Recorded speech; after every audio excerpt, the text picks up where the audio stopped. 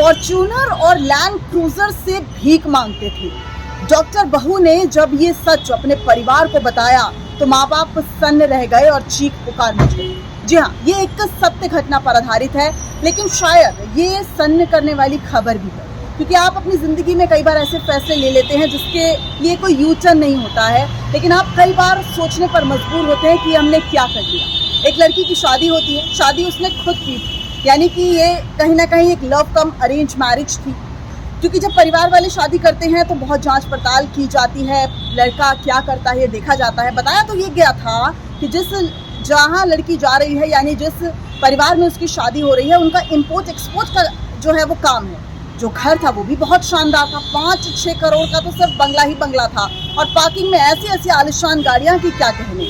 उसके बाद 5-6 महीने तक घर बहुत अच्छे से चलता है, लड़की अपने घर में बहुत खुश होती है। लेकिन एक दिन वो देखती है कि घर के सभी लोग एक साथ लैंड क्रूजर में बैठकर कहीं जा रहे हैं। लड़की बहुत समय से ये सोच रही थी कि आखिर मैं ये देखना चाहती हूँ कि ये करते क्या हैं, क्योंकि उसको कहीं से ये अंदेशा आ रहा था कि शायद कोई ऐसा काम है जो उसको नहीं पता है। अब उसने अपने परिवार वालों का पीछा किया। वो जब अपने परिवार वालों का पीछा करती है तो देखती है कि वो किसी घर में प्रवेश कर रहे हैं और वहाँ बेसमेंट में बाकायदा मेकअप आर्टिस्ट हैं, पूरा मेकअप का सामान है, यानी कि जो भिखारी का भेष था वो मेकअप आर्टिस्ट देते थे।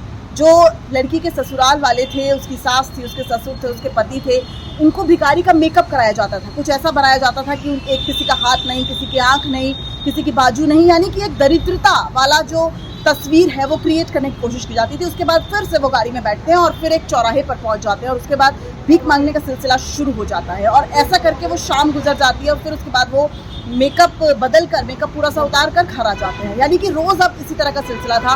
और जब डॉक्टर बहू ने ये देखा, चूंकि वो MBBS की पढ़ाई कर चुकी थी, डॉक्टर थी, अब ऐसे में वो पूरी तरीके से चौंक जाती है कि जिस घर को वो पूरी तरीके से मान रही थी कि खुशहाल है, वहाँ पर खुशियाँ कितनी कम थी। सिर्फ खुशियाँ बाहर से जो है वो दिखाई दे रही थी, लेकिन अंदर पूरी तरह से खोखला था। अब उसने अपने माता पिता को ये बात बताई और उसके बाद माता पिता ने अपनी बेटी को अपने घर वापस बुला लिया। यानी कि इस कहानी का सार ये भी है कि आगे से अगर कुछ भी इस तरह का होता है तो आप अपने माता पिता के संज्ञान में सारी चीज़ें लीजिए